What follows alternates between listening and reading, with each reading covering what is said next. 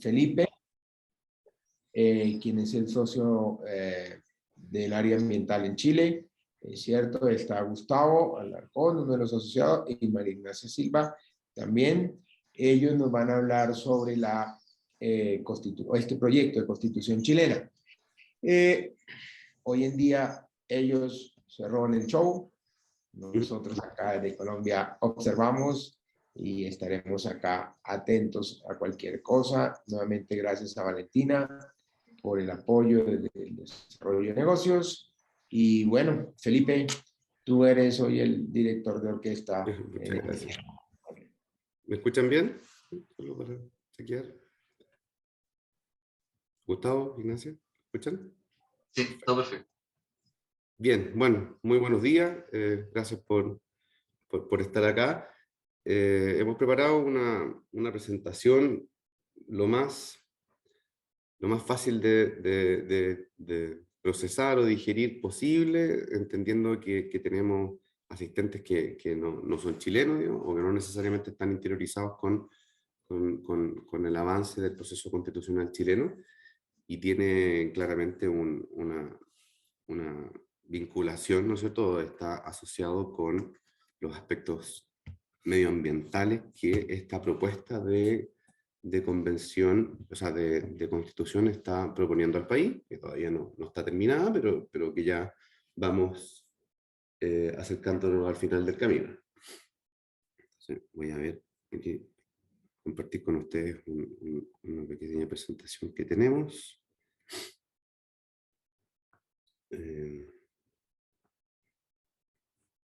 Sí, están visualizando correctamente, ¿se ven a pantalla completa? Sí, ahí se ve perfecto. Perfecto. Bueno, para que tengan una idea más o menos de qué es lo que vamos a hacer en la charla el día de hoy. Lo hemos dividido en 4 segmentos, bueno, un quinto que van a ser las preguntas que pudieran tener. La primera de ellas, algunas consideraciones preliminares que son importantes tener a la vista para poder entender de qué estamos hablando y de qué se trata, en términos generales, este proceso constituyente. Segundo, una mirada general de los cambios constitucionales asociados a medio ambiente en general. Y luego ya 2 capítulos un poco más específicos, que uno lo va a hacer María Ignacia y el otro Gustavo, que están asociados a, el primero, las implicancias que estos cambios constitucionales tendrían, todo en teoría, ¿no es cierto?, porque no está completamente definido, en el inicio, ¿no es cierto?, el desarrollo o implementación de proyectos de inversión nuevos, ¿no es cierto?, o modificaciones sustantivas de los existentes, con las ventajas y desventajas que hemos ido identificando hasta la fecha, para luego cerrar con otro pequeño capítulo que está asociado a los cambios en términos generales asociados a la justicia ambiental, a los juicios, a la contenciosa impugnación de actos de la administración del Estado o comportamiento de personas que pudieran ser atentatorios contra el medio ambiente. Valentina está mirando constantemente el chat por si es que hubieran dudas, digamos, o alguien quisiera hacer alguna intervención. Trataremos de que sea lo más interactiva posible. Que vayan haciendo las preguntas por escrito o levantando la mano, digamos, y les vamos dando la palabra. ¿Ok? Bien. Entonces, consideraciones preliminares. Lo que ustedes están viendo ahí es una de las manifestaciones más grandes que se tenga, si no la más grande que se tiene recuerdo en la historia chilena. Ese punto que están viendo es un lugar llamado formalmente Plaza Baquedano, coloquialmente conocida o muy antiguamente conocida como Plaza Italia, y hoy día acuñado por muchas partes de la sociedad como Plaza Dignidad. Es un punto neurálgico de la ciudad, está bastante en el centro de la capital de Santiago, y nada, esto grafica una situación particular que se dio en Chile, que está asociado a una crisis social, llamada también estallido social, que tuvo una expresión muy fuerte de violencia, por un lado, de violencia bien dura, con quemas de las estaciones de metro y una serie de otras situaciones bien, bien peligrosas y complicadas, pero por el lado, o quizás mucho más importante, al menos desde mi punto personal, la manifestación ciudadana de un descontento, ¿cierto?, muy generalizado con la situación política y económica del país, ¿cierto? Y respecto a esta crisis social e institucional, se alcanzó un acuerdo, ¿cierto?, una salida democrática, gracias a Dios, institucional, que nunca no se evitó que hubiera un quiebre en el gobierno y una, no sé, quizás cómo podría terminar, ¿no es cierto? Entonces, a fines del mes de noviembre, un mes y medio después del inicio de este estallido, de esta crisis, el Congreso Nacional, con amplios márgenes de acuerdo o de votación favorable, llegaron a un, valga la redundancia, acuerdo por la paz y una nueva constitución, en virtud del cual se inició un proceso constituyente que tenía, bueno, varias etapas. La primera de ellas era realizar un plebiscito nacional para definir si es que efectivamente la ciudadanía quería o no un cambio constitucional. Y bueno, fue bastante claro el mensaje, ¿no es cierto?, ciudadano, ya que un 78% de la población votó a favor de iniciar un proceso constituyente para partir con una constitución que muchas veces habló de enojo en blanco, ¿no es cierto? Es decir, desde cero y desde cero, ¿no? Obviamente se respetan ciertas condiciones mínimas como el respeto de los tratados internacionales y los derechos humanos y una serie de otras cosas, pero en general una página en blanco para empezar a construir. Y esto se materializó a través de una institución que fue creada al efecto, denominada Convención Constituyente, ¿no?, que tiene una estructura muy parecida a una Cámara de Diputados, como una especie de Congreso, en que se le encomendó desarrollar una propuesta de constitución para que luego fuera ratificada o rechazada por la ciudadanía. Esta convención constituyente empezó a operar el 4 de julio del 2021, y el mandato constitucional que se le dio fue que tenía un plazo inicial de 9 meses para proponer una nueva constitución, y plazo que fue ampliado, o que estaba contemplado desde el principio, que podía ser ampliado por 3 meses más, lo que se verificó en la práctica.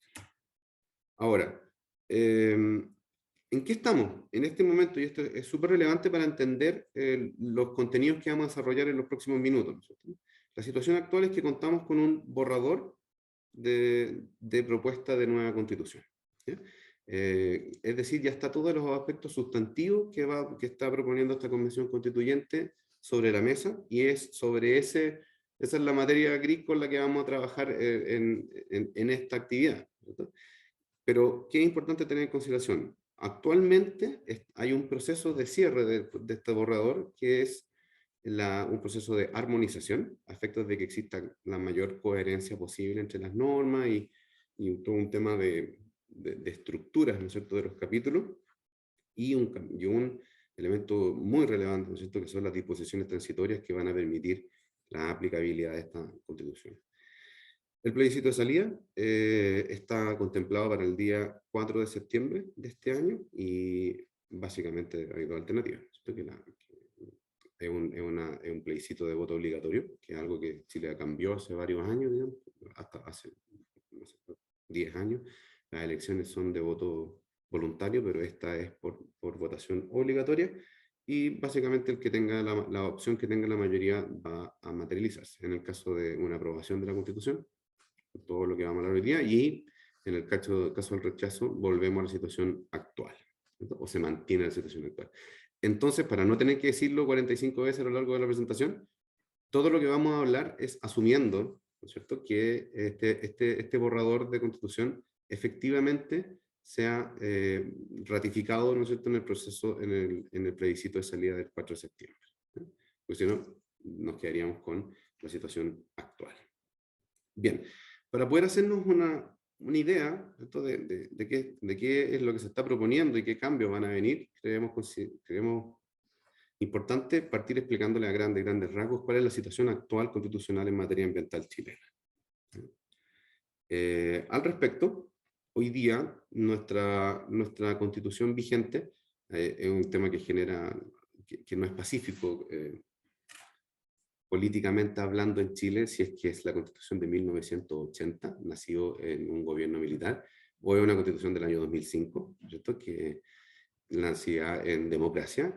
Lo que sí es cierto es que de la constitución original han sufrido sustantivos cambios.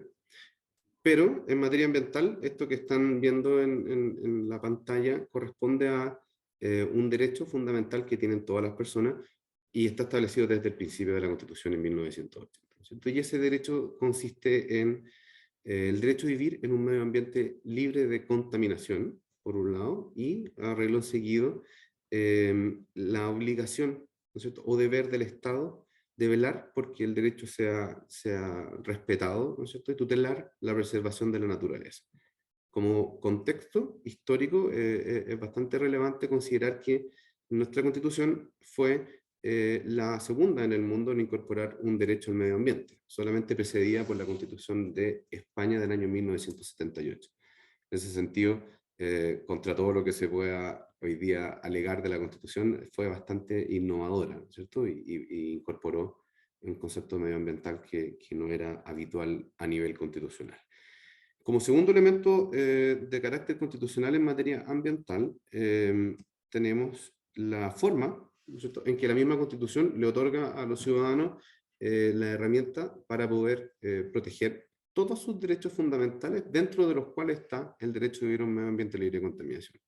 Y eso corresponde a el recurso de protección, que en términos generales significa que cualquier persona que sienta vulnerado, ¿cierto?, o perturbado o amenazado alguno de sus derechos fundamentales puede recurrir directamente ante los tribunales superiores de justicia, específicamente las Cortes de Apelaciones, para, a través de un procedimiento desformalizado y bastante rápido, lograr la protección de sus derechos, que tiene una lógica bastante cautelar, ¿no es cierto? La idea, el objetivo de este recurso es que las Cortes puedan, lo más rápido posible, volver a establecer el imperio del derecho, ¿no es cierto?, que no se transgredan los derechos de las personas. Ahora, a nivel legal, ¿no es cierto?, ya bajando desde el aspecto constitucional, que ustedes se fijan son bastante acotados, ¿no es cierto?, en materia ambiental, y para ser justo, en términos generales, la Constitución actual es bastante acotada, no en mi opinión en contenido, sino en el desarrollo que tiene a nivel constitucional las distintas materias que se regulan. A nivel legal, el marco normativo actual chileno parte con una ley, la ley 19.300 de 1994, que establece las bases generales del medio ambiente. Esta ley, lo dice su mensaje presidencial, ¿cierto?, y el artículo primero de ella, corresponde a la materialización, ¿no es cierto?, a nivel legal del derecho constitucional de vivir un medio ambiente libre de contaminación. En términos generales, lo que hace esta ley es establecer los principios y definiciones generales para el medio ambiente y define y desarrolla y explica cuáles van a ser los principales instrumentos de gestión ambiental que en el país se van a implementar precisamente con el objeto de proteger el medio ambiente. Siendo por lejos el más relevante de ellos, el Sistema de Evaluación de Impacto Ambiental, o CIA, que es el sistema por el que tienen que pasar los proyectos, en general los proyectos más grandes, tienen que pasar por ahí para obtener su licencia ambiental, conocida en Chile como Resolución de Calificación Ambiental o RCA. La segunda ley que regula, ¿no es cierto?, el medio ambiente en Chile es la ley 20.417, que es del año 2010 y que hemos acuñado que corresponde a un derecho ambiental 2.0 en Chile, ¿cierto?, que es una revolución o un paso muy sustantivo a nivel normativo, que tiene su origen en la incorporación o la intención del país de Chile de ingresar a la OCDE, a este organismo internacional, que estableció una serie de exigencias y recomendaciones al país para poder permitir nuestro ingreso a dicho grupo, ¿cierto?, internacional, dentro de los cuales estaba el fortalecimiento institucional. por lo tanto, para poder ingresar, bueno, era algo apetecido, digamos, y buscado en Chile, pero además para poder, o potenciado con esta intención de ingresar a la OCDE, se dictó la ley 20.417 que creó el Ministerio del Medio Ambiente, el Servicio de Evaluación Ambiental, que es el administrador del servicio de evaluación, o sea, del sistema de evaluación, y la Superintendencia del Medio Ambiente, que es el órgano que fiscaliza y sanciona el cumplimiento o no de los instrumentos de gestión ambiental. A esta agencia, ¿no es cierto?, de la Superintendencia del Medio Ambiente, es bastante innovadora a nivel chileno, porque se le otorga unas competencias muy, muy sustantivas respecto a las posibilidades de fiscalizar y sancionar. Es por primera vez en Chile que tenemos una agencia que tiene la posibilidad de cerrar industria, clausurar instalaciones, definitiva o temporalmente, y imponer multas que sí son disuasivas de muchos comportamientos, ¿no es cierto? Son multas que pueden ir hasta 8,5 millones de dólares por infracción gravísima, ¿cierto? Ahora, se le dio tantas competencias a esta instancia que se le puso como contrapeso, ¿no es cierto?, un tribunal especial, ¿no es cierto?, con una integración mixta que tiene por objeto velar de la legalidad o cuidar la legalidad de los distintos actos administrativos ambientales que se dicten en el país. Y por último, que ya no es a nivel reglamentario y no legal, el decreto que establece el reglamento del sistema de evaluación de impacto ambiental, que es una materia que, pese a no ser legal, es muy relevante porque es donde se materializa todo el proceso de evaluación ambiental, que en definitiva define qué proyecto se va a poder realizar y cuál no. Y bueno, a nivel de otras normas, tener en consideración que el país tiene normas de calidad ambiental que establecen los estándares ambientales aceptables para distintos componentes del aire, el agua, el suelo, etc. Bueno, de suelo no tenemos todavía, pero deberíamos tener pronto. Las normas de emisión establecen los máximos de emisión de contaminantes que cada unidad económica puede generar. Y por último, una ley bastante relevante para nosotros, que es un avance importante, que es la ley 20.920, que establece un marco general de gestión de residuos, responsabilidad extendida del productor y fomento al reciclaje. Lo que les acabo de explicar en términos muy generales es la situación constitucional y legal actual chilena. Y ahora vamos a ver, son muchos cambios a nivel constitucional en materia ambiental, pero hemos elegido los que consideramos son los más relevantes para tener a la vista para poder entender este nuevo escenario en el caso de ser aprobada la constitución propuesta. Bueno, el primero, la constitución propone que el Estado de Chile pasa a ser un Estado ecológico, ¿no es cierto? Señala lo que eventualmente va a ser el artículo primero, estamos en fase de armonización, entonces no sabíamos exactamente dónde va a quedar, pero declara que el Estado de Chile es un Estado social, democrático, plurinacional, también es relevante, pero excede un poco el alcance de esta charla, intercultural y, en definitiva, ecológico. Lo cual, asumimos, va a generar una serie de efectos muy relevantes al momento de interpretación constitucional y de aplicación de la misma, porque lo asigna o pasa a ser una característica esencial del Estado mismo, ¿cierto?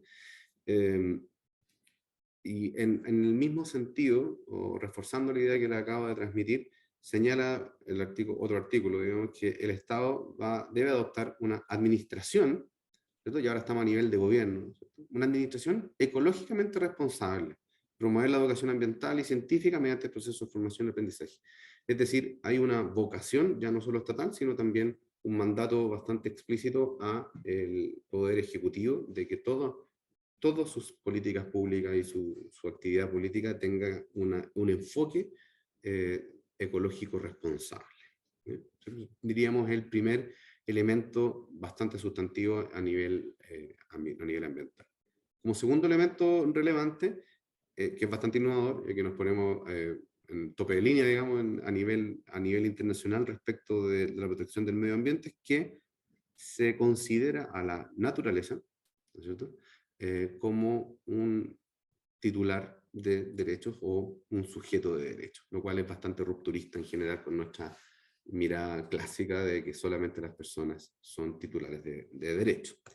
Y aquí hay un alcance, nosotros como PPU hemos tenido la fortuna de que uno de nuestros asociados fue en comisión de servicios, ¿no es cierto?, a la convención constituyente a asesorar a un grupo de constituyentes, y por lo tanto tenemos una información desde adentro, y él nos explicaba los últimos días que este concepto de naturaleza es un concepto distinto de medio ambiente y que sería más comprensivo. Entonces, sería un poco más amplio que lo que hemos entendido convencionalmente o históricamente respecto del medio ambiente. Sería un concepto más amplio en el cual el medio ambiente sería una especie de subconjunto dentro de ella, que es bastante interesante a considerar. Entonces, desde el momento en que la Constitución le otorga derechos a la naturaleza, se generan una serie de efectos, ¿no es cierto? Primero, el rango constitucional o la importancia que tiene la naturaleza en sí misma, y ya que tiene derechos, ¿no es cierto?, el Estado debe asegurar que se respete y proteja su existencia, regeneración, mantención y restauración, en el caso de haber sido afectada. No está en la lámina, pero a efectos de darle operatividad a nivel orgánico, se crea una defensoría de la naturaleza, que es el órgano de administración del Estado, que va a ser naturalmente su representante, es decir, el representante legal o tutor. Tercer elemento, ¿cierto? Que es un poco vinculado con lo que le decía entre la diferencia en naturaleza y medio ambiente. Se define que existe una resolución, o sea, una relación indisoluble e interdependiente entre el ser humano y la naturaleza, que podría considerarse algo relativamente de perogrullo, ¿no es cierto? Pero ya, o sea, pero sí tiene hoy día un sustrato, ¿no es cierto?, constitucional, y supone entonces que en toda la interacción, ¿cierto?, que exista entre las personas y la naturaleza y el medio ambiente, van a tener siempre en consideración que no se necesitan unos a otros, ¿no? Que es bien relevante, y para muchas personas esta es la forma en la que la propuesta constitucional sigue reconociendo algún grado de preeminencia, ¿cierto?, o prelación, en orden a que la persona sigue siendo más relevante que la naturaleza. Como cuarto elemento, también hay una declaración general, ¿no es cierto?, respecto de los deberes que tiene el Estado de Chile y sus distintas organizaciones territoriales respecto a establecer constantemente una política de desarrollo sostenible y armónico con la naturaleza, ¿cierto? Entonces, esto que está recogido a nivel legal y reglamentario o programático de los distintos ministerios del país, pasa a tener un sustento constitucional y, por lo tanto, una jerarquía mucho más alta al momento de tomar o definir políticas públicas. Gustavo más adelante les va a explicar cómo se exigen estas cosas por parte de la ciudadanía a nivel de tribunales, ¿cierto? Como dato muy relevante es que se señala explícitamente que, además de la función pública y además de toda la relación que tiene la propiedad privada y el medio ambiente, se señala que se van a poder establecer tributos o impuestos sobre las actividades que afecten el medio ambiente, ¿cierto? Quinto punto, la función ecológica de la tierra, ¿cierto?, que en mi opinión personal me parece un poco redundante, pero los comentamos, digamos, que señala que el Estado va a proteger la función ecológica y social de la tierra, en términos generalísimos. Sexto, a nivel constitucional vamos a reconocer hoy día los principios ambientales o principios medioambientales. Este artículo que se está proponiendo no es más que un reconocimiento de una situación actual en Chile. Estos principios, que son los principios aceptados internacionalmente en materia ambiental, ya existen a nivel normativo, ya existen a nivel jurisprudencial, ya existen a nivel de control de legalidad de nuestra Contraloría. Y básicamente son el principio de progresividad, que en sencillo significa que no se puede volver atrás una vez establecido cierto estándar ambiental de protección. Segundo, el principio precautorio, que señala en términos muy generales también que no se va a poder arguir la falta de certeza jurídica o científica para poder prohibir o permitir una actividad determinada, o en sencillo, frente a la duda, ¿cierto? Elegir la abstención. Si no tenemos claridad respecto a que una actividad puede o no generar efecto en el medio ambiente, el principio es inclinarse a no autorizarlo. Por su parte, el preventivo, que es bastante parecido, pero también muy distinto, supone que asume una característica especial que tiene el medio ambiente, que en muchas oportunidades es algo que no se puede reparar en el caso de que sea afectado, y por lo tanto inclina también la balanza a prevenir efectos sobre el medio ambiente más que repararlo, ¿no es cierto? Es una intervención ex ante y no ex post, porque efectivamente el bien jurídico protegido es algo que podría transgredirse relativamente fácil. Justicia ambiental, lo vamos a ver más adelante. Solidaridad intergeneracional, también lo vamos a ver un poco más adelante. Responsabilidad, que supone la aplicación del principio general del quien contamina paga. Y como principio, acción climática justa. Esto es muy relevante. La Constitución reconoce expresamente la existencia del cambio climático y tiene un mandato general para toda la administración y la legislatura también, por supuesto, respecto a tener unas políticas constantes de adaptación al cambio climático y incorporarlo como una variable ambiental, tanto para la dictación de políticas públicas, legislaciones nuevas, aprobación de proyectos y comportamiento, ¿no es cierto?, jurisprudencial. Luego tenemos otro elemento muy relevante que es la democracia ambiental, que también consideramos que es algo que existe el día de hoy, pero que también ahora adquiere un reconocimiento constitucional y que básicamente se expresa en el derecho de todas las personas que habitan el país de participar de manera informada en las materias ambientales, principalmente en la definición de políticas públicas.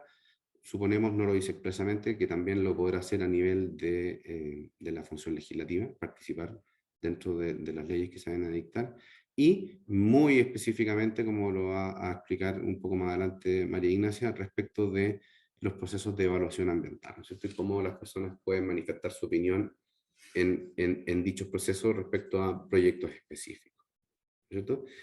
Y una segunda parte, ¿no es cierto?, que está muy vinculada con la reciente aprobación o ratificación por parte de Chile de el convenio o el acuerdo de Escazú, ¿cierto?, que es un derecho ahora constitucional de acceder a toda la información ambiental que conste o que esté en poder o custodia del Estado. Que es algo que también ya de alguna manera está regulado por la normativa vigente, pero se le da un rango constitucional mayor. A nivel de energía, se tomó una decisión estratégica a nivel constitucional basada, que vamos a definir que nuestra materia energética se va a basar o propender a basarse en energías renovables y de bajo impacto ambiental. En Chile tenemos una matriz que tiene mucho potencial de crecimiento a nivel solar y eólico y constitucionalmente se le está dando una preferencia, lo que puede presumiblemente generar efectos no solo en políticas públicas, sino también al momento de la definición de la aprobación o no de proyectos de energía distintos de los renovables, ¿cierto? Allí es relevante señalar que ya Chile tomó un compromiso internacional de descarbonización al año 2050 y que ya está implementado, ¿no es cierto? Ya hay ciertos acuerdos importantes entre el Ministerio de Energía y las distintas generadoras de ir reemplazando primero las centrales a carbón que aún quedan, luego las centrales que funcionan con diésel o diésel pesado para mutar primero a combustibles más amigables, ¿cierto?, como el gas natural, y en definitiva transitar directamente a energías renovables no convencionales. Y por último, tenemos ya elementos un poco más acotados, ¿no es cierto?, que es el derecho a un ambiente sano y ecológicamente equilibrado, que es algo que hoy día se parece mucho a la garantía constitucional ya existente. Y bueno, otras particularidades que las queríamos mencionar, son un poco redundantes, pero están ahí, ¿no es cierto? El derecho al aire limpio que todas las personas tienen. No entendemos muy bien todavía cuál es el alcance de señalar que es durante todo el ciclo de vida de las personas. Nos parecía también un poco redundante porque cuando protege un estándar para las personas, lo protege para toda su vida, no importando si son niños, adultos o personas de tercera edad, ¿no es cierto? Y por último, muy general, hay una inclinación o un mandato constitucional de desarrollar un programa activo de educación ambiental y algo que es muy relevante, pero que solo lo mencionamos en esta charla porque excede su alcance, una nueva tratativa de los bienes comunes naturales que afectan particularmente a dos sectores económicos, ¿no es cierto?, del país, que es la minería, que para los que no saben, Chile es un país eminentemente minero, y una segunda patita es a nivel de aguas, todos los derechos de agua. Ambos desarrollaron y tienen un estatuto específico para su funcionamiento y que genera una serie de modificaciones y que ha generado mucha incertidumbre en dichas, primero en la industria minera en general y luego en todas las industrias que dependen sustantivamente del uso de agua industrial, ¿cierto?, o agrícola. Lo dejamos ahí en perpecho, quizá en la parte de preguntas podemos abordar algunos aspectos específicos que alcancen o que excedan el alcance de esta presentación. En términos generales, bueno, aquí una opinión un poco más personal, creo que estos cambios constitucionales, de ser aprobados, tienen una parte muy positiva y una parte negativa directamente, en mi opinión. La parte positiva es que nos pone a nivel internacional con una normativa extremadamente actualizada y que recoge las inclinaciones o preocupaciones de, no solo en Chile, digamos, en general de lo que uno puede ver en la prensa y las declaraciones de los líderes mundiales, es una preocupación a nivel mundial por el cambio climático, por la protección del medio ambiente y por, en general, vivir en un ambiente más sano, ¿no es cierto?, más libre de contaminación. Y desde una perspectiva negativa, si se quiere, son cambios sustantivos, son cambios que establecen una serie de conceptos jurídicos indeterminados y que por tanto va a tomar un tiempo relevante en ser bajado a nivel legal y luego reglamentario. Dicen los especialistas que tomaría no menos de 7 años, entre 7 y 12 años, dependiendo de las distintas materias, lo que claramente genera puede ser positivo, un desafío país, digamos, para poder ir entregando certeza jurídica a las inversiones nacionales o extranjeras que se quieran desarrollar en Chile. Eso por mi parte, y los dejo a continuación con María Ignacia Silva, que les va a explicar este segundo módulo, digamos, nos va a explicar un poco de las posibles implicancias de la propuesta constitucional, específicamente en la evaluación ambiental de proyectos. Un segundo, voy a dejar de compartir la pantalla para que María Ignacia lo pueda seguir. María Ignacia. Sí, voy a compartir PowerPoint. ¿Se ve ahí? No en pantalla completa.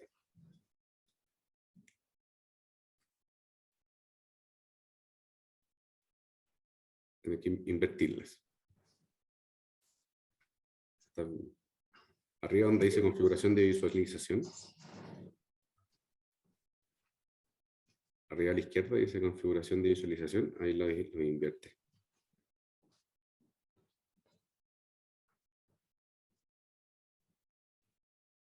Ahí. ¿Ahí? Perfecto. Ahí. Adelante, María Ignacia. Ya. Muy buenos días a todos. Muchas gracias, Luis, por la invitación.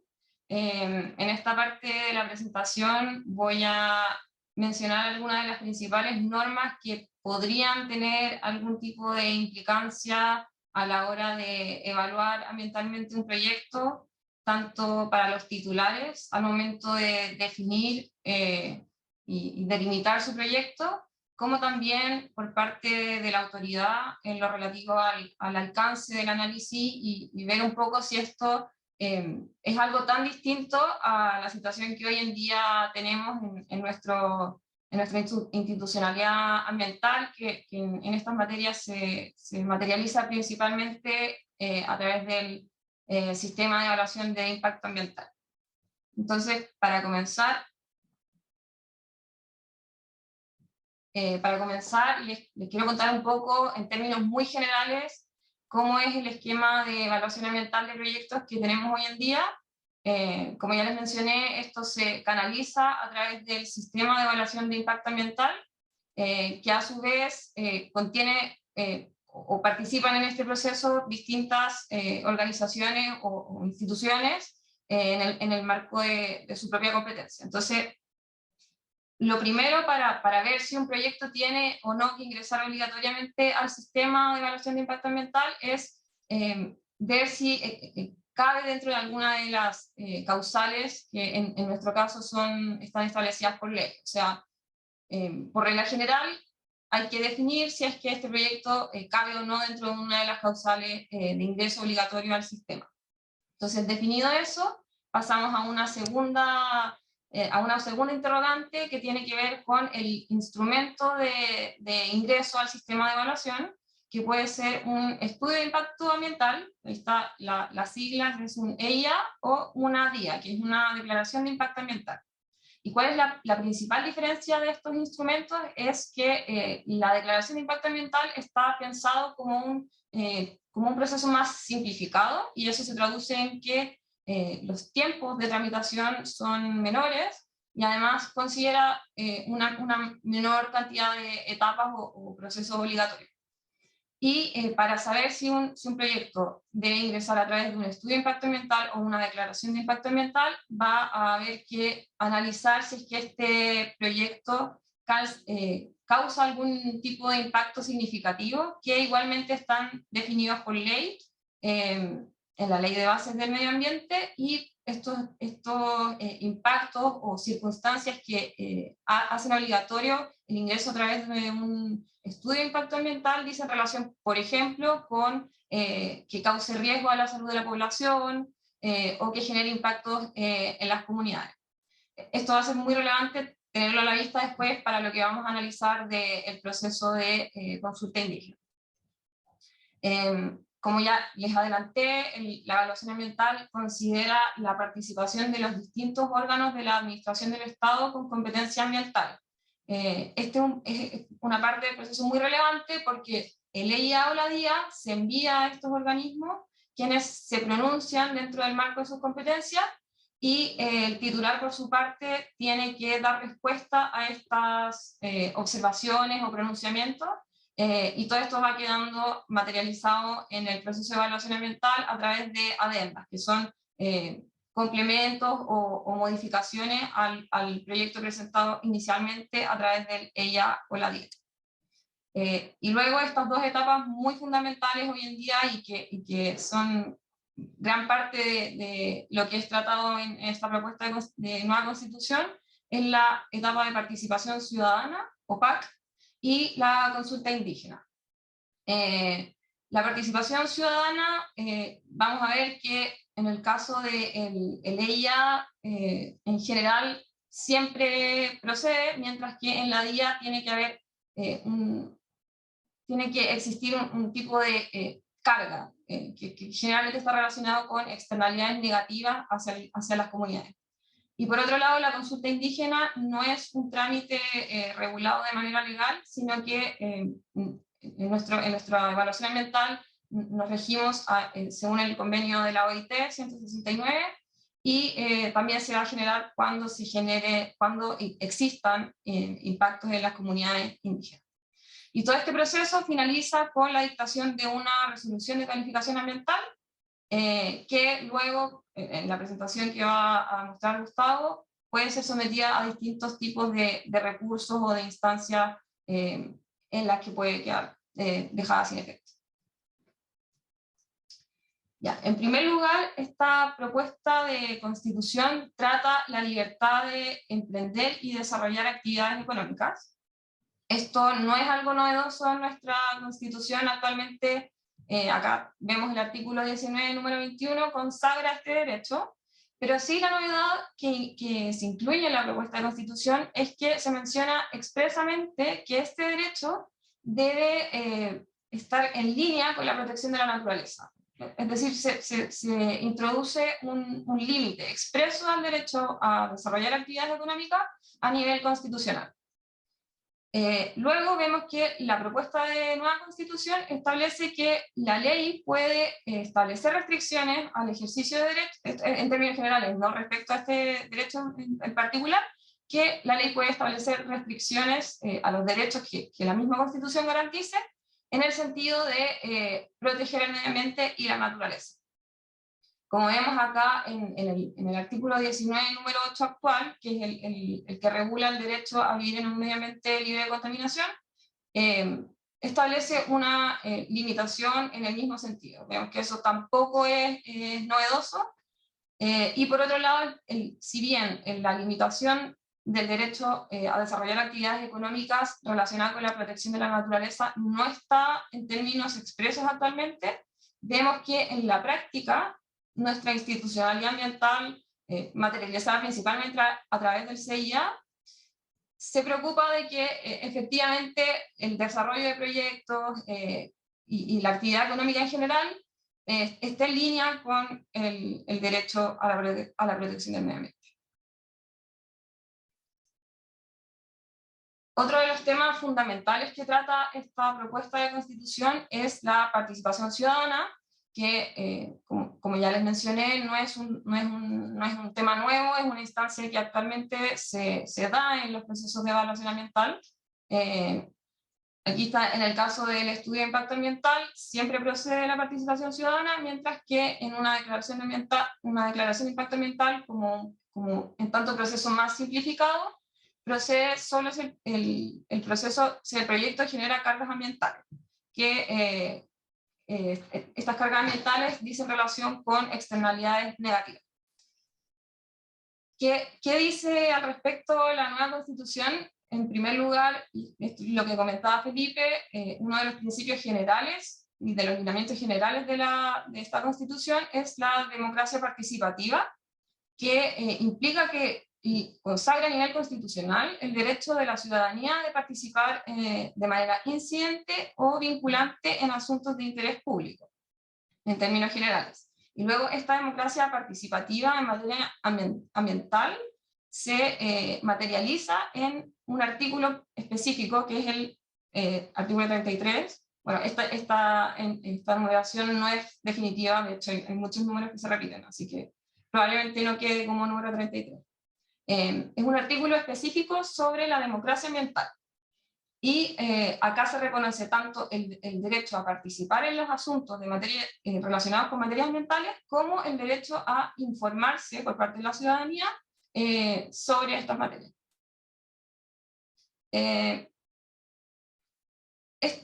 La novedad acá es que se eleva a rango constitucional. Sin embargo, como ya ha quedado en evidencia, el tema de la participación ciudadana en el marco de la evaluación ambiental de proyectos no es un tema novedoso.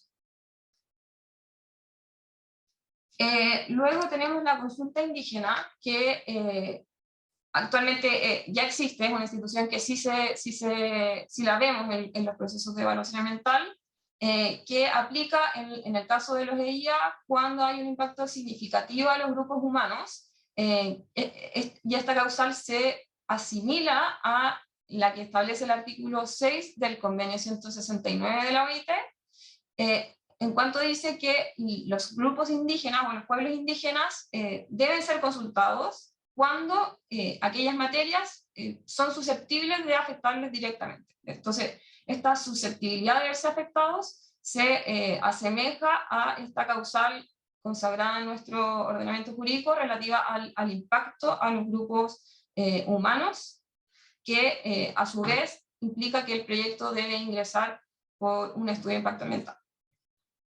Y por otro lado, en el caso de las declaraciones de impacto ambiental, por regla general no aplica, porque precisamente este tipo de proyectos no generan esos impactos significativos establecidos en el artículo 11, dentro de los cuales encontramos el impacto a las comunidades en general.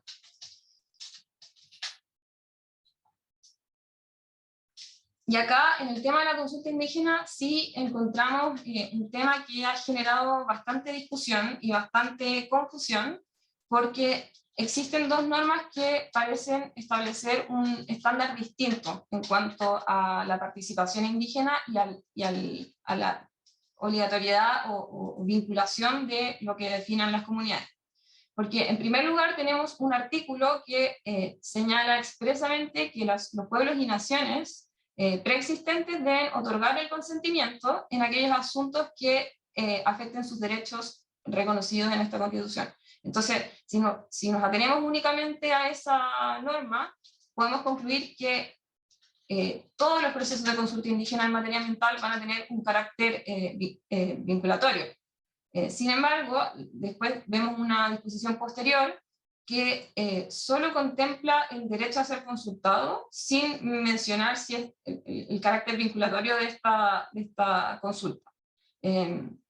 Esto ha llevado a bastante discusión. De hecho es un tema que debe ser resuelto, y existen muchas conversaciones hoy en día para que sea resuelto en la Comisión de Armonización, porque al parecer existen dos estándares que son contradictorios, y lo que se cree o lo que es posible que suceda es que nos quedemos con el estándar de esta segunda disposición, que es el derecho a la consulta, que es el que actualmente rige y el que se encuentra consagrado en el convenio 169.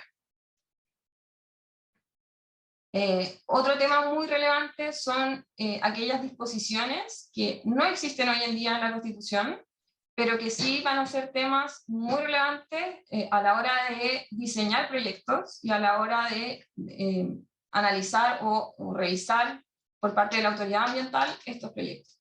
Entonces acá nombré algunas de las disposiciones que, por ejemplo, pueden tener mucha relevancia a la hora de definir el emplazamiento de un proyecto por parte del titular.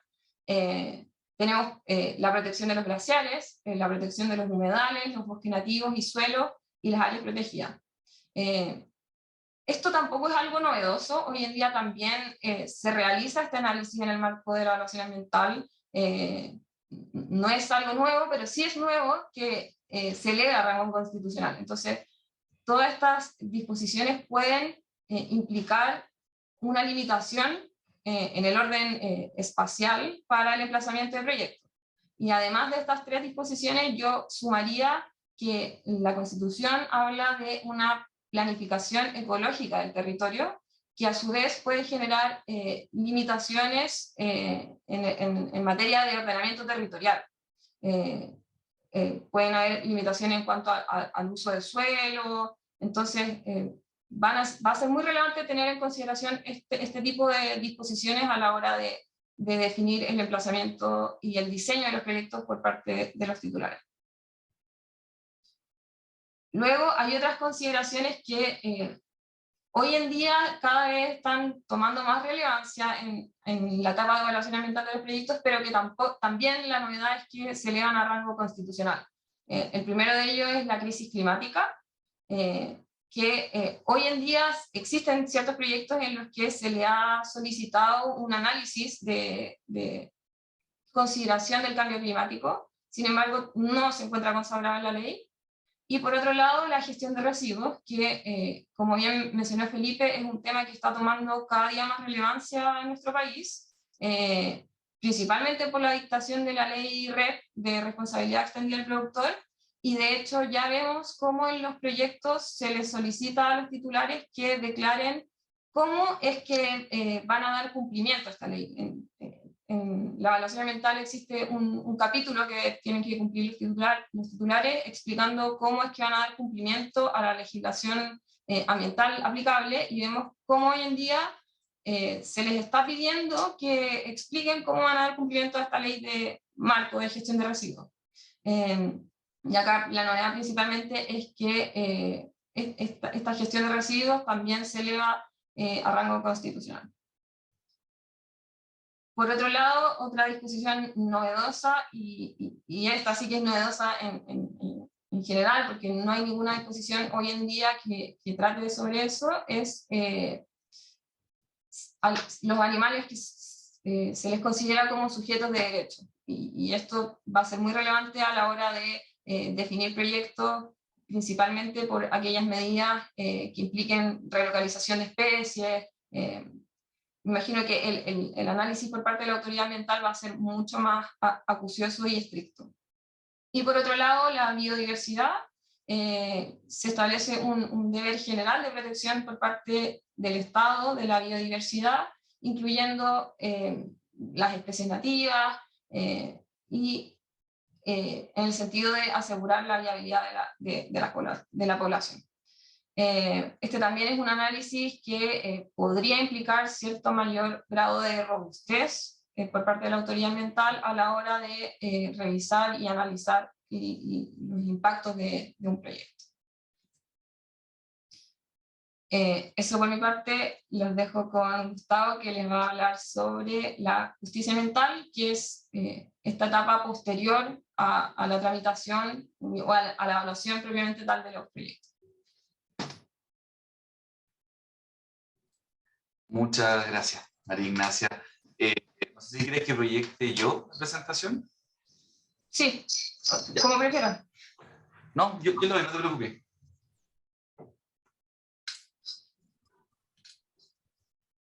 Lo que sí necesito que dejes de presentar.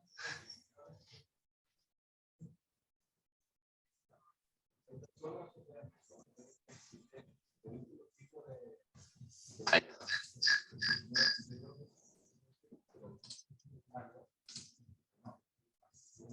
Ok, ¿se ve? No en modo presentación. No, sí. ¿Ahí se ve bien? ¿Sí? Ahí se ve perfecto. Perfecto. Ok. Entonces. Ah, no, ahí creo que se cambió. ¿Sigue viendo bien? No. Ya, ahí. Bueno, muy buenos días a todos, a todas. Este tercer módulo de esta presentación se centrará precisamente en lo que comentaba María Ignacia anteriormente, y es normalmente qué sucede después de la evaluación de un proyecto, y en general, qué sucede respecto a las temáticas de justicia ambiental. En el tercer módulo queremos analizar cuáles van a ser los factores de continuidad y cuáles van a ser aquellos asuntos de cambios que plantea este nuevo borrador o esta nueva propuesta constitucional precisamente en materia del contencioso ambiental. ¿Ok? Y en ese sentido, partimos por mencionar que este borrador posee una serie de menciones sobre la institucionalidad judicial y el contencioso ambiental, que en esta instancia creemos muy relevante mencionar y que por cierto lo van a hacer para el desarrollo de cualquier proyecto o inversión eventualmente en Chile. En ese sentido, esta exposición se centrará sobre estos paradigmas y lo abordaremos sobre 4 temáticas que creemos que son las importantes en esta materia, aun cuando, como señalaba Felipe, pueden haber muchas otras que eventualmente, por un tema de tiempo, por un tema de esta instancia, quizás no podamos mencionar. Pero, en definitiva, estructuraremos esto sobre 4 puntos. En primer lugar, la consagración constitucional de los tribunales ambientales. En segundo lugar, la positivización de una tutela ambiental especializada, y entraremos a ver cuáles son sus características. En tercer lugar, tendremos los cambios en la legitimación activa ambiental, que yo creo que ya es un tema que podemos intuir a partir de lo que se ha dicho en los 2 módulos anteriores. Y finalmente, un asunto también relevante, la eliminación del agotamiento de la vía administrativa como un requisito que antes podía considerarse como base para la reclamación legal de asuntos ambientales. Pues bien, en ese sentido, una de las primeras novedades que plantea este borrador de Constitución tiene que ver con la consagración de los tribunales ambientales. Y antes de empezar a estudiarlo, tengo que hacer la salvedad y tengo que mencionar que esto no es del todo nuevo a nuestro ordenamiento jurídico. Es más, Chile ya conoce y ya tiene estos tribunales ambientales, como se indica ahí desde el 2012, solamente que está a nivel infraconstitucional.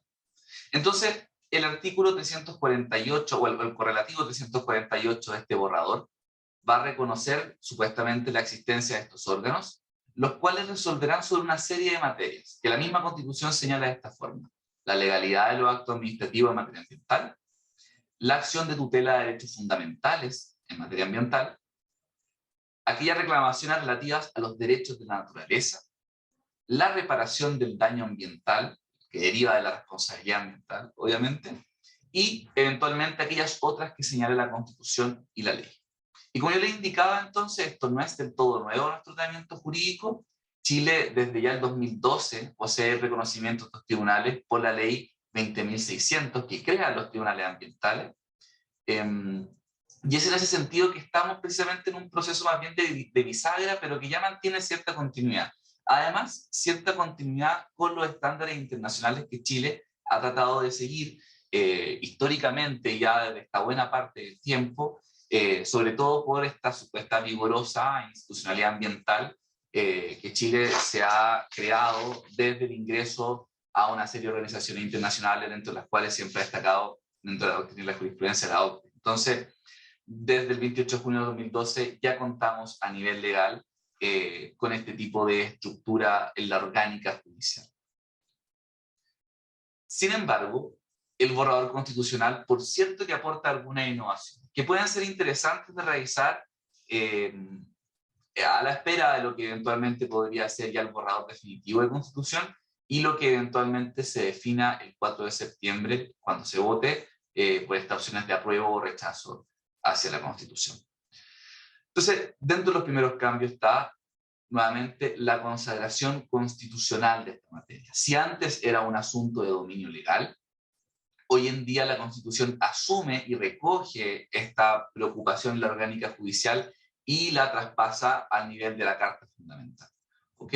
Lo cual, en todo caso, nos deja espacio para que la ley pueda hablar de esta materia, y es más, la misma Constitución, si bien reconoce estos tribunales, deja en manos de la ley la posibilidad de regular específicamente ya su integración, su competencia, su funcionamiento. Es decir, la Constitución funcionaría como una norma de apertura dentro de nuestro ordenamiento jurídico, la cual, sin embargo, deja en el dominio legal la regulación de otras tantas cosas relativas a estos tribunales, y en especial a su faceta más procedimental, más del funcionamiento del día a día. ¿Ok? Además de eso, otra de las innovaciones constitucionales que trae este borrador es el rango de competencia que tendría eventualmente esta nueva orgánica. ¿Ok? En Chile, en general, los tribunales ambientales poseen una amplia competencia sobre ciertos asuntos contenciosos administrativos, en particular respecto al control de legalidad que realizan sobre una serie de actuaciones administrativas ambientales, provenientes del sistema de evaluación ambiental, provenientes de la Superintendencia del Medio Ambiente, provenientes sobre la responsabilidad del daño ambiental, que también es conocida por los tribunales.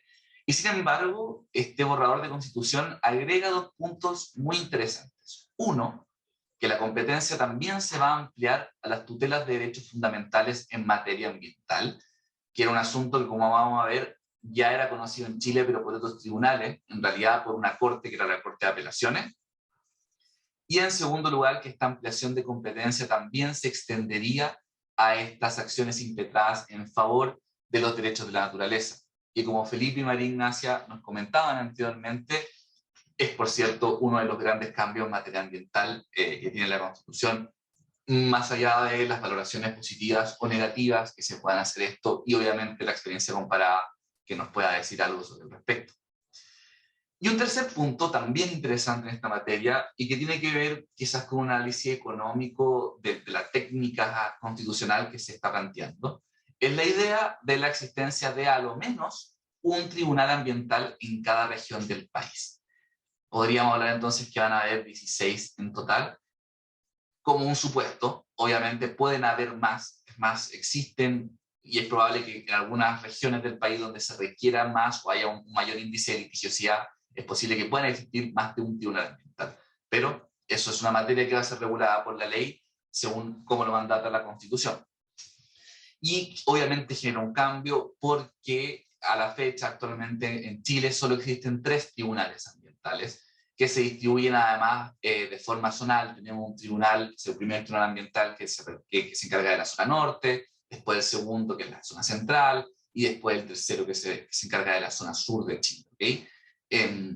Esto, por cierto, aspira a un espíritu general que tendría la Constitución del fortalecimiento de las regiones, del fortalecimiento de la autonomía que tendrían los territorios fuera del territorio metropolitano, que constituye la región metropolitana en donde estamos nosotros en Santiago. Entonces, parece ser que en aras de ese espíritu constitucional también se extendería la judicatura ambiental a todas las regiones. Existen dudas, sobre todo, de cómo esto sería plausible, por ejemplo, en algunas regiones que tienen muy bajo índice de litigiosidad en materia ambiental, y es obviamente una de las materias que quedará a verse eventualmente en un futuro, también teniendo claro que estos tribunales van a tener más competencias de los que tenían antes, entonces quizás va a haber mayor litigiosidad, no se sabe, pero de todas formas este es un cambio relevante e interesante que nos plantea dentro de estos primeros puntos de la Constitución.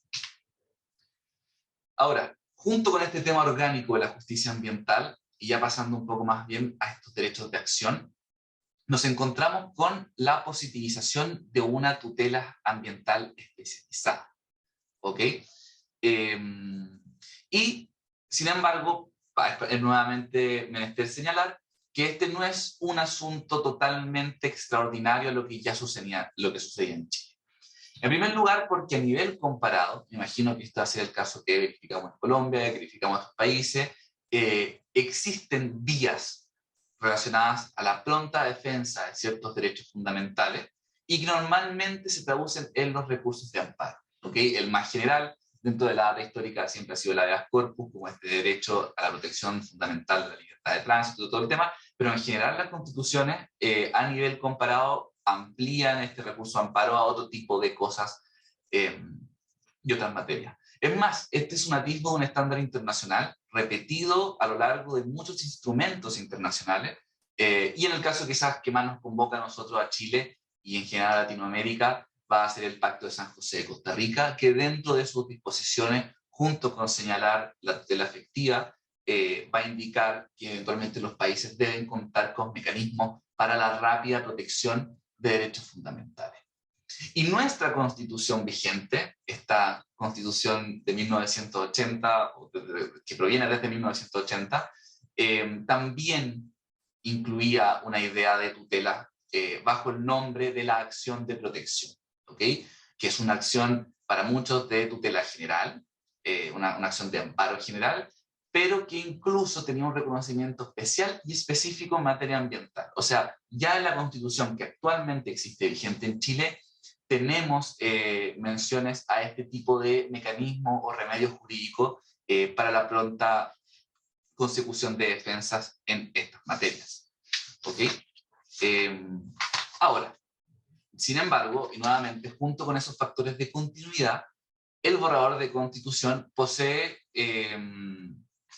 otros tipos de cambios que van a ser bien relevantes en esta materia. ¿Ok? La primera de estas es que van a hacer acciones en materia ambiental, en la tutela de derechos fundamentales ambientales. Van a hacer acciones que son conocidas por un tribunal de primera instancia, ¿ok? Y no por una corte de alzada, como sucede en la Constitución actual, donde los recursos de protección ambiental son conocidos por la Corte de Apelaciones respectiva. En este caso, se traslocaría esto y ya no pasaría a ser una corte de alzada, una corte de apelaciones, sino que sería reconocido por un tribunal de primera instancia, que es el Tribunal Ambiental dentro de la orgánica que ya les mencionaba anteriormente. ¿Ok? Cabe mencionar en todo caso que en una segunda instancia o en una instancia de apelación sí los va a conocer la Corte de Apelaciones, y hay una novedad muy interesante, que es que cuando exista jurisprudencia variada entre la forma de resolución de estas contiendas ambientales, el recurso de apelación incluso podría ser conocido por la Corte Suprema. En ese sentido, la Corte Suprema va a tener un rol de unificación de la jurisprudencia en aquellos casos donde existan ciertas diferencias en cuanto a las líneas jurisprudenciales. Algo que en Chile, como país viniente del derecho continental en general, no es tan común, pero ya se presenta, por ejemplo, actualmente en algunas otras materias, como es la materia laboral. En fin, la Constitución trata de, como una garantía de igualdad en la jurisprudencia, plantear esto en una segunda instancia dentro de la Corte Suprema. Un segundo punto interesante de la Constitución y que genera cierta discusión actualmente es que se reconoce que estas son acciones expresamente de corte cautelar, tienen una finalidad cautelar, una finalidad de protección a garantías fundamentales, y ese es su objeto y ese es también su límite. Hoy en día, por cómo se ha desarrollado la jurisprudencia, se ha tendido de alguna forma a desnaturalizar un poco el recurso de protección, utilizado como una especie de segunda vía, y generalmente permite de forma rápida acceder a ciertas cosas que en general no son las pensadas por el recurso. Entonces esta Constitución trata de decir no, el recurso, o sea, la tutela ambiental especializada va a tener, y lo hice de manera textual, es expresamente cautelar. ¿Ok? Por tanto, la Constitución de alguna forma nos dice que precisamente por esta naturaleza cautelar, solo podrá interponerse una tutela ambiental cuando no exista otra acción, recurso o remedio procesal posible. Es decir, esta tutela, que es rápida, que da altas facultades al tribunal, sin embargo tiene un carácter al parecer bastante residual, cuando no exista otra vía idónea para poder plantearla, salvo que por urgencia o gravedad esas otras vías deban descartarse. ¿Ok? Pero eso será un análisis que obviamente va a tener que hacer el tribunal. Y además, precisamente para cuidar que esta acción no sea mal utilizada, de todas formas, si esta acción ha sido utilizada para un fin desviado, al cual está pensado en la Constitución, el tribunal que lo conozca podrá señalar cuál es el otro procedimiento que sí le corresponde a esta acción, y podrá derivar hacia ese otro procedimiento. ¿Ok? De alguna forma se intenta fijar, no sabemos si bien o mal, nuevamente, es un asunto que va a pasar de parte de la discusión jurídica y política, pero trata de delimitar un poco los contornos de esta competencia tutelar especializada. ¿Ok?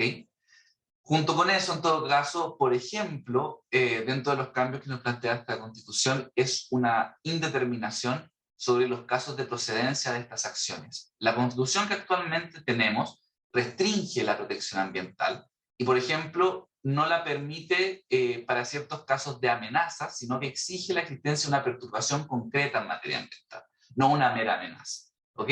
Algo que no queda claro en esta Constitución, es más, está omitido, no se pronuncia al respecto, y queda por ver entonces cuál va a ser los casos de su procedencia. Y en segundo lugar, o sea, y en cuarto lugar, que esta acción, que tiene este carácter tutelar, no solamente podrá ser ejercida por una persona o grupo, como es algo que en general pasa, sobre todo en personas actualmente, sino que además se extiende la legitimación activa de estos recursos y pasa también a formar parte de ella la Defensoría de la Naturaleza, este órgano administrativo pero autónomo que tiene cierta incidencia y que principalmente lo que busca es la protección de los llamados derechos naturales. ¿Ok? Entonces, tiene ahí también una diferencia, unos cambios bien interesantes. Junto con el cambio de la orgánica y junto con los cambios en materia de esta tutela especializada, llegamos también aquí cambios en la legitimación activa ambiental. ¿Ok? Y en ese sentido, aquí sí ya empezamos a encontrar cambios o asuntos que en general no se estaban dando en Chile y que no estaban contemplados en la regulación constitucional vigente. Y es que la lógica ambiental, desde la Constitución y de lo regulado en las leyes particulares, nos hablan de una defensa en particular de las personas. ¿Ok? El derecho del medio ambiente, incluso regulado en la Constitución, como un derecho fundamental de las personas a vivir en un medio ambiente libre de contaminación. Esa lógica varía un poco, y es que ahora este medio ambiente, y en un sentido más amplio, a esta naturaleza, se le reconocen derechos, ¿ok?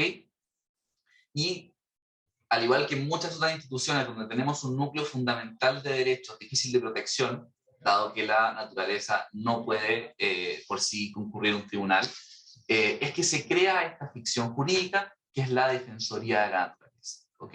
Y es un órgano sin precedentes en nuestra historia.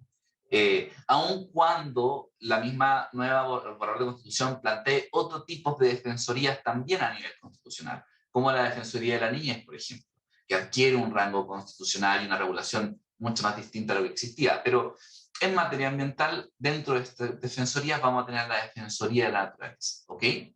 Y es un órgano autónomo con personalidad jurídica que principalmente está destinado a la protección y promoción de los derechos de la naturaleza, ¿ok? En ese sentido, en su calidad de órgano autónomo, por ejemplo, va a contar con su personalidad jurídica y además con su patrimonio propio, el cual va a estar incluido dentro de las partidas fiscales cada vez que se regule esta materia, junto con esta finalidad de promoción, que es su idea general. Además, tendrá que promover estos derechos ambientales asegurados tanto en la Constitución como en tratados internacionales que regulen la materia y que sean suscritos y ratificados por el Estado de Chile. Se organizarán dentro de la orgánica que plantea la Constitución y que obviamente tendrá que tener una bajada de dominio legal, pero tendrán una orgánica de defensorías regionales, las que funcionarán de manera desconcentrada y en conformidad a lo que establezca una ley posterior, ¿ok? Queda en muchos asuntos un terreno de juego hacia la ley para que ésta pueda finalmente indicarnos cómo se va a aplicar las potestades y la organización funcional de esta defensoría. Y finalmente es precisamente la Constitución que deriva al dominio legal, y no a ningún otro tipo de dominio reglamentario ni nada, la determinación de las atribuciones, organizaciones, funciones y procedimientos de esta defensoría. ¿Ok? Entonces se trasloca de alguna forma la responsabilidad regulatoria hacia el legislador.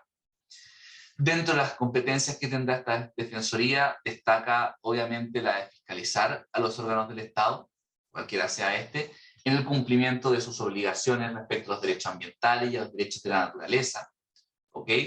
Además, puede formular recomendaciones en la materia de sus competencias, puede, y esto es lo que ya les mencionaba, tramitar y hacer seguimiento de los reclamos sobre vulneraciones a los derechos ambientales y derivar en sus casos, y finalmente deducir las acciones constitucionales y legales cuando se vulneren estos derechos fundamentales y cuando se planteen los otros casos que encomiende la Constitución o eventualmente la ley. Sobre todo en estos últimos dos puntos, entonces vemos que esta defensoría se transforma de alguna forma en el representante legal primerizo de la naturaleza y va a tomar entonces su representación, al menos en sede judicial. Aun cuando puede no darse que la defensoría, por ejemplo, presente un amparo ambiental y este de todas formas sea presentado por algún particular en defensa general de la naturaleza, que también podría ser una hipótesis. Pero, primerísimamente, esta defensoría asume la representación judicial de las materias. Y finalmente, para cerrar este último módulo de esta presentación y pasar eventualmente a la ronda de preguntas, un último cambio que nos plantea la Constitución actual, o sea, la Constitución, el borrador de Constitución, es textualmente indicar la eliminación al agotamiento de la vía administrativa como un requisito base para la reclamación legal de asuntos ambientales. ¿Ok? La pregunta que se nos podría plantear bajo el imperio de la Constitución actual es si es necesario pasar por toda la vía administrativa y por todos los recursos posibles antes de llegar a una sede judicial. Si es que hay que agotar toda esa vía administrativa para posteriormente pasar a materias de judicatura especializada. Y la Constitución o el borrador de nueva Constitución nos va a indicar que no es necesario. Es decir, no es necesario agotar esta vía administrativa para pasar directamente a la resolución de asuntos por medio de un tribunal especializado, que son los tribunales ambientales que conocimos inicialmente.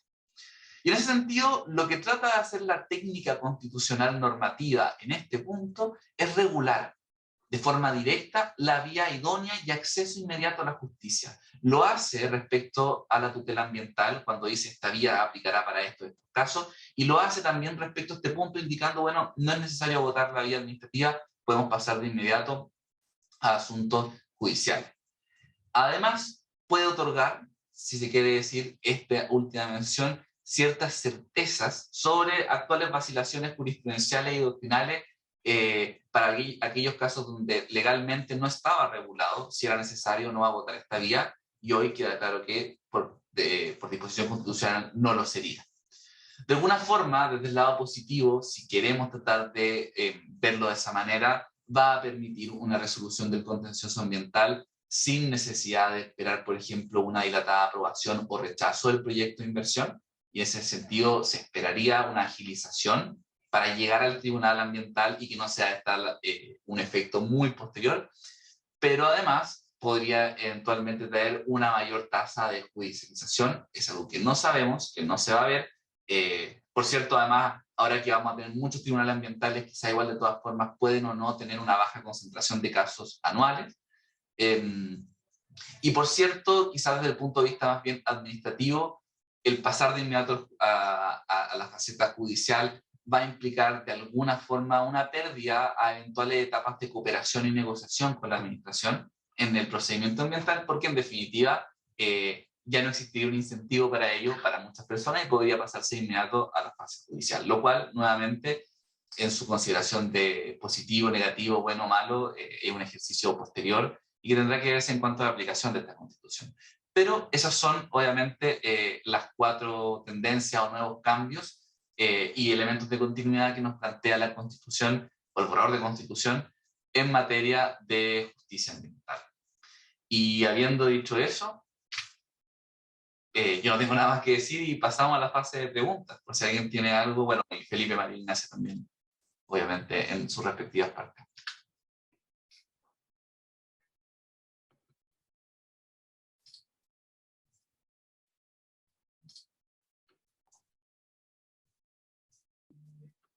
Listo. Bueno, muchísimas gracias a todos por acompañarnos en la conferencia. De verdad, esperamos que todo el contenido que compartimos haya sido de provecho para ustedes.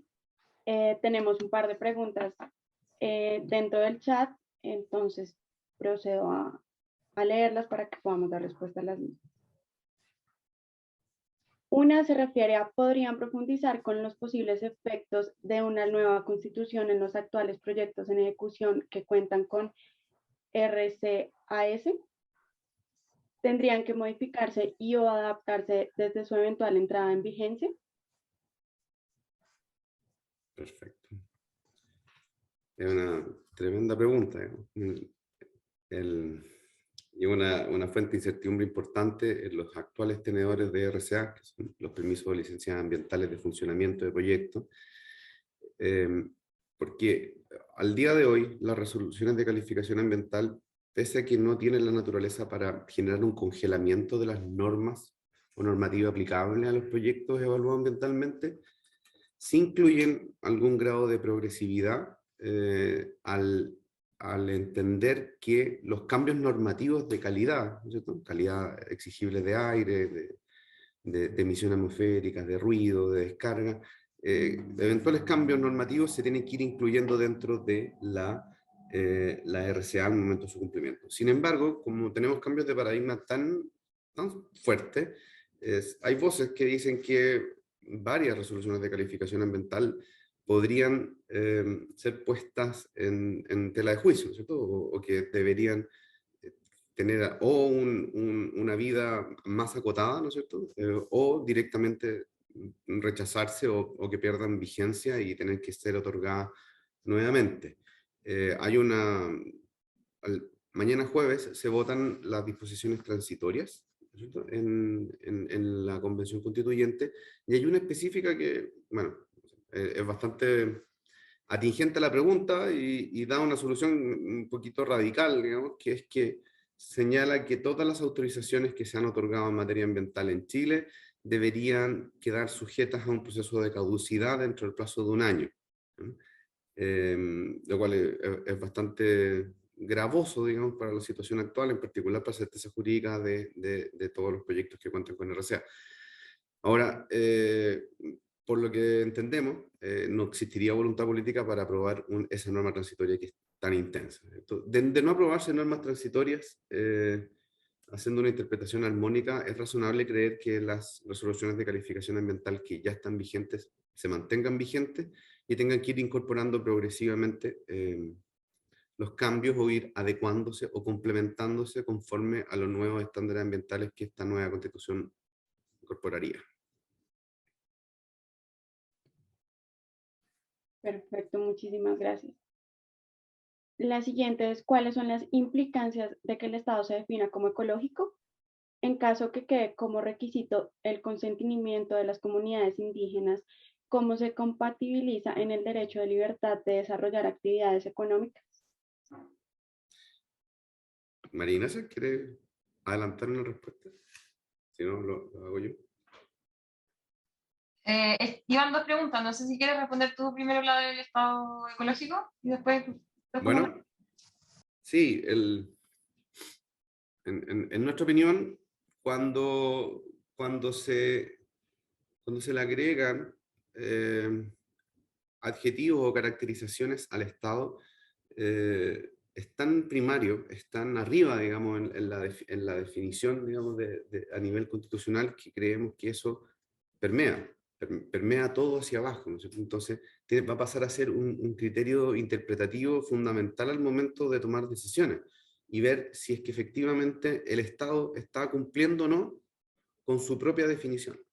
Tal como, por ejemplo, el definir que el Estado es un Estado democrático y por tanto es una regla interpretativa que debe aplicar a todos, ¿no es cierto? Si es que hay un comportamiento del Estado a nivel legislativo, a nivel administrativo, incluso judicial, que atentara contra una mirada democrática, ¿no es cierto?, o ecológica, podría ser sujeto de los distintos recursos nacionales e incluso internacionales, ¿no es cierto? Porque el definir el Estado como ecológico supone que alguna persona natural o jurídica, o la naturaleza, ¿no es cierto?, podría eventualmente ejercer acciones a nivel nacional o a nivel internacional respecto de posibles atentados contra el medio ambiente. En sencillo, el solo hecho de que se declare un estado ecológico podría permitir o dar mayores fundamentos a una eventual demanda de la Corte Interamericana de Justicia, por ejemplo, o en otra sede, respecto de la aprobación de un proyecto que fuera completamente atentatorio o contrario a un estado que se declara o autodefine como ecológico.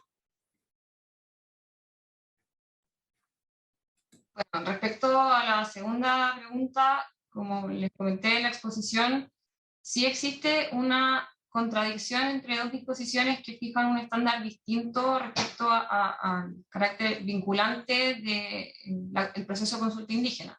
Y el origen de esta diferencia es que efectivamente en los instrumentos internacionales, por regla general, el proceso de consulta indígena no tiene un carácter vinculante. Sin embargo, existe una excepción en la Declaración de las Naciones Unidas sobre Derechos de los Pueblos Indígenas que sí menciona este consentimiento en materia de desplazamiento de comunidades. Entonces, sí se generaría un problema de permanecer esta disposición en los términos actuales y con un alcance tan amplio como cualquier materia que podría afectar sus derechos. Y en ese sentido sí se vislumbra una potencial afectación al derecho a desarrollar actividades económicas de permanecer esta disposición tal como está. Y por eso es tan importante el rol que va a tener la Comisión de Armonización en el sentido de fijar el estándar que se va a mantener y por otro lado, si es que se va a seguir con esta disposición que impone como requisito el consentimiento de las comunidades indígenas, que se delimite a esta materia específica que está reconocida en instrumentos internacionales y que se delimita específicamente al consentimiento en caso de que tengan que ser desplazados de manera obligatoria de su territorio. Perfecto, muchísimas gracias. Acá tenemos una para Gustavo. Dice, de lo explicado podría inferirse que todos los recursos de protección ambiental actualmente presentados ante las Cortes de Apelaciones deberían ser presentadas en los tribunales ambientales.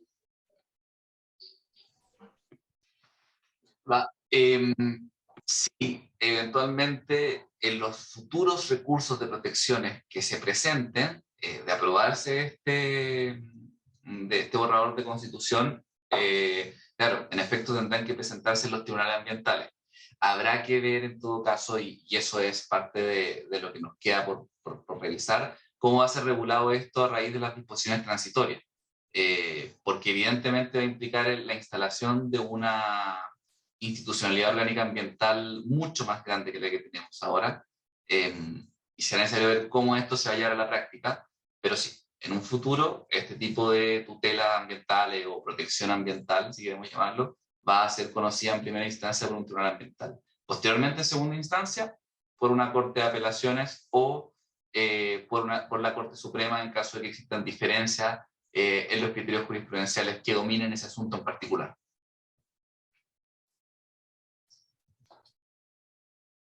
Listo, perfecto, muchas gracias. Acá tenemos ya las tres últimas, se refieren a si Chile estará preparado para el cambio de paradigma de antropocéntrico a ecocéntrico. Chuta. Acá medio imposible dar respuestas sin incluir alguna apreciación más personal que institucional, ¿no es cierto?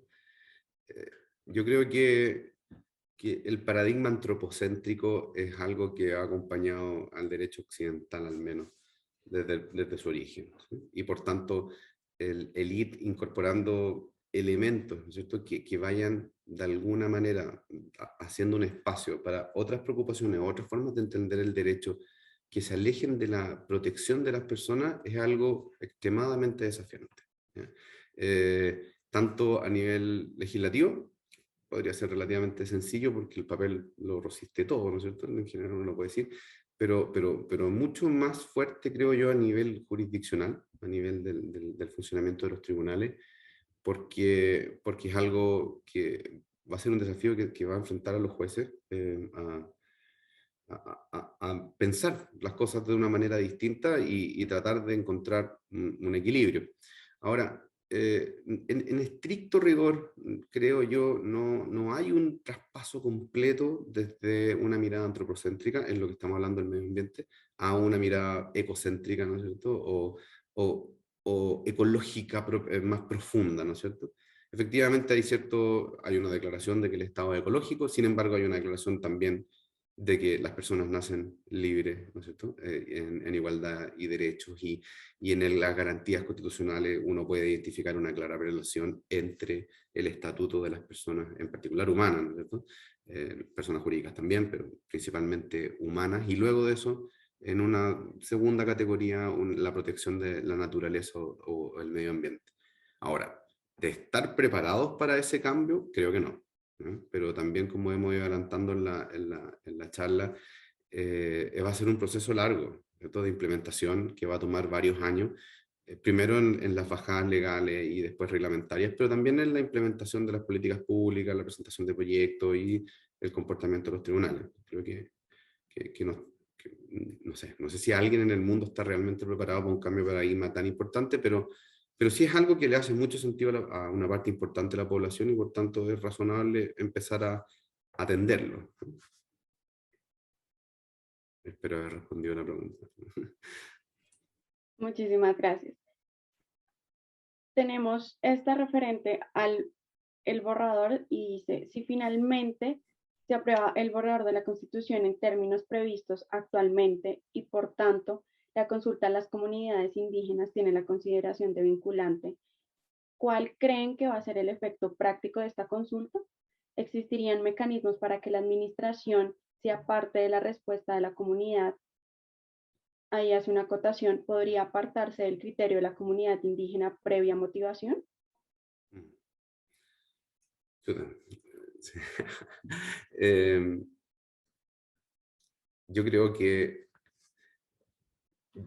tengo la esperanza de que la Comisión de Armonización le dé alguna forma un poco más razonable de entenderlo, porque efectivamente si se mantiene tal cual está, va a ser una traba sustantiva para el desarrollo de proyectos de inversión en Chile, ¿cierto? Porque al final del día vamos a tener una posibilidad de veto de ciertas comunidades, ciertos lugares, que a su vez tienen un reconocimiento constitucional muy amplio, ¿cierto? Y por tanto hay una posibilidad, porque tampoco estamos hablando de grupos específicos o comunidades específicas indígenas, ¿cierto? Nosotros en Chile tenemos 12 pueblos originarios que están en todo el país y por tanto, y con una extensión territorial importante, que se sobreponen en muchos casos con la industria minera, con la industria energética, con la industria acuícola, ¿no es cierto?, o forestal, y por tanto ir a lograr o obtener un consentimiento de un grupo que puede O, bueno, pongamos en el lado positivo, pedir cosas razonables, no hay problema, pero poder pedir cosas no razonables o directamente no querer el proyecto,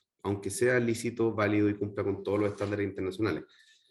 Según la información que manejamos, lo que debería pasar mañana con las normas transitorias y en definitiva con la armonización es que, como decía María Ignacia, la consulta indígena vinculante, ¿no es cierto?, o la necesidad de obtener un consentimiento debería acotarse a situaciones muy específicas como el desplazamiento físico de personas, ¿no es cierto?, que tengan que salir de donde viven porque se va a desarrollar un proyecto que es algo hiperinvasivo y que dentro de todo no es legalmente vinculante, pero sí en la práctica se ha requerido acercarse mucho a un consentimiento para poder lograrlo, ¿cierto? Pongamos un ejemplo concreto, una empresa minera que quiere desarrollar un tranque relave, y ese tranque relave en algún momento llegaría a tapar un lugar donde viven personas. El llegar a desplazar personas de donde viven es virtualmente imposible si no se cuenta con la anuencia de esas personas. Incluso con la anuencia de esas personas hay una revisión de parte de las autoridades para ver si el consentimiento fue realmente libre, ¿cierto? Y que no hubieron medios de fuerza, ¿no es cierto? O medios de hecho, o compra de voluntades en los términos que se manejan en los estándares de financiamiento de proyectos. Esperemos realmente que se acote, porque si no vamos a tener un nivel de incertidumbre importante para el desarrollo de proyectos. Perfecto, muchas gracias. Bueno, ya finalizamos con esta última. Dice, bajo la nueva constitución, ¿qué perspectiva tienen los monocultivos agroindustriales? ¿Quiere alguno intentar la respuesta? ¿O voy yo? Voy yo. Bajo la nueva constitución, uno no podría, siendo honesto intelectualmente, uno no podría decir que ciertas industrias quedan prohibidas de facto, ¿no es cierto? Uno no podría decir, por ejemplo, que la energía nuclear queda prohibida de facto, aunque tenemos una inclinación por energías renovables no convencionales. Ahora, pese a que no hay una afectación directa a este tipo de industrias, sí vislumbramos que el conjunto de nuevas normativas van a poner una serie de restricciones a proyectos que al día de hoy se consideran incompatibles con el equilibrio ecológico o la protección del medio ambiente, dentro de los cuales están los monocultivos. Uno diría, los monocultivos tienden a afectar la biodiversidad y utilizar grandes sectores cultivables que podrían ser, y la erosión de suelos, no sé, acidificación de suelos y demás. Entonces, sí creemos que este tipo de proyectos va a tener que cumplir con estándares mucho más altos, todos, pero este en específico, porque es una industria que sí está en la mirada de ONG y de personas preocupadas por el medio ambiente, y van a tener muchas más herramientas con estas declaraciones constitucionales de aprobarse para poder oponerse o establecer exigencias mucho más sustantivas. Perfecto, muchísimas gracias. Bueno, ya finalizaríamos ya la sesión de preguntas. Ya les doy la palabra para que ya podamos agradecer a todos por la conferencia. Entonces, adelante. Bueno, ha sido un gusto tenerlos por acá. Muchísimas gracias por sus preguntas. Entendemos que desde la organización del evento, hoy en la noche o mañana va a estar disponible el enlace por si quisieran revisitarlo o enviárselo a quien lo estime pertinente. Algo similar con la presentación PowerPoint para que la tengan disponible. Y obviamente es un tema muy grande, es un tema en desarrollo, y hemos hecho nuestro mejor esfuerzo por tratar de trasladarles las cosas que son más relevantes en nuestra opinión y que pueden generar más efectos en cómo se desarrollan los proyectos de inversión en Chile. Y nada, creo que vamos a tener que seguir viéndolo, y en las próximas semanas y luego después del plebiscito vamos a tener mucha más claridad, y quizás hacemos lo mismo, pero con definiciones mucho más claras. Agradecerle también a Luis Fernando desde Colombia, y bueno, ya María Ignacia, Gustavo, Valentina y todo el equipo de producción por el esfuerzo, digamos. Y obviamente quedamos disponibles para lo que necesiten, cualquier duda que puedan